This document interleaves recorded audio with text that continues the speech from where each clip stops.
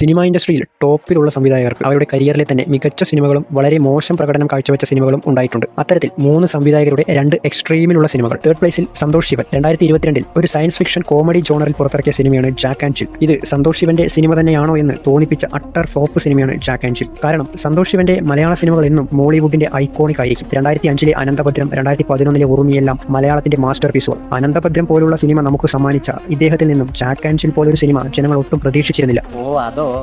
അതൊരു ദുർബല നിമിഷത്തിൽ എനിക്കങ്ങനെ ചെയ്യേണ്ടി വന്നു. സെക്കൻഡ് പ്ലേസിൽ വിനയൻ. ജനങ്ങളെ അത്ഭുതപ്പെടുത്തുന്ന സിനിമകളും അതേപോലെ അയ്യേ എന്ന് പറയിപ്പിക്കുന്ന സിനിമകളും മലയാളികൾക്ക് സമ്മാനിച്ച സംവിധായകനാണ് വിനയൻ. അത്ഭുതദ്വീപ്, ആകാശഗംഗ, ദാദാ സാഹിബ്, വാസന്തിയും ലക്ഷ്മി, പിന്നെ ഞാനും, വെള്ളി നക്ഷത്രം, സത്യം, അതിശയൻ തുടങ്ങിയ ഒട്ടനവധി ഹിറ്റ് സിനിമകൾ നമുക്ക് സമ്മാനിച്ച വിനയൻ തന്നെയാണ് ബോയ് ഫ്രണ്ട്, ഹരീന്ദ്രൻ, ഒരു നിഷ്കളങ്കൻ, ആകാശഗംഗ 2 തുടങ്ങിയ ഫ്ലോപ്പ് സിനിമകളും സമ്മാനിച്ചത്. ഫസ്റ്റ് പ്ലേസിൽ SS രാജമൗലി. ഇന്ത്യൻ സിനിമാ ലോകത്തിൽ സംവിധായകർക്കിടയിലെ ഒന്നാമൻ. കരിയറിൽ ഇതുവരെ ഒരു പരാജയം പോലും തരാത്ത സംവിധായകൻ. അദ്ദേഹം സംവിധാനം ചെയ്ത സിനിമകളുടെ ലിസ്റ്റ് എടുത്തു നോക്കിയാൽ ഒരു സിനിമ മാത്രം ഒറ്റപ്പെട്ടു നിൽക്കുന്നുണ്ടാവും. 2009 മഗധീര എന്ന സിനിമയ്ക്ക് ശേഷം രാജമൗലിയുടെ അടുത്ത പ്രോജക്റ്റായിരുന്നു മര്യാദ രമണ. ദിലീപിന്റെ മര്യാദ രാമൻ സിനിമയുടെ തെലുങ്ക് റീമേക്ക് എന്ന പേരിൽ ഒത്തിരി ട്രോളുകൾ കിട്ടിയ സിനിമയാണ് മര്യാദ രമണ. എന്നാൽ രാജമൗലിയുടെ തെലുങ്ക് വേർഷനാണ് ഒറിജിനൽ. നമ്മൾ ഒത്തിരി ട്രോൾ ചെയ്ത ഈ ചിത്രം ബോക്സ് ഓഫീസിൽ ഒരു വലിയ വിജയമായിരുന്നു.